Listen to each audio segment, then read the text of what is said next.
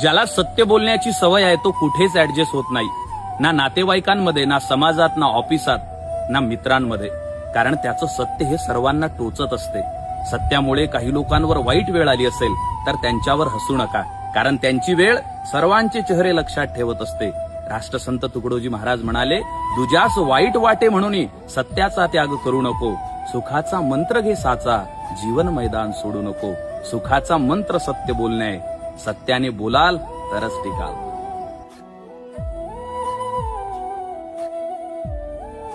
ज्याला सत्य बोलण्याची सवय आहे तो कुठेच ऍडजस्ट होत नाही, ना नातेवाईकांमध्ये, ना समाजात, ना ऑफिसात, ना मित्रांमध्ये.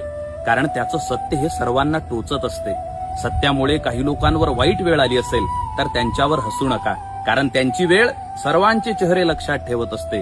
राष्ट्रसंत तुकडोजी महाराज म्हणाले, दुजास वाईट वाटे म्हणून सत्याचा त्याग करू नको. सुखाचा मंत्र घे साचा, जीवन मैदान सोडू नको. सुखाचा मंत्र सत्य बोलणे, सत्याने बोलाल तरच टिकाल.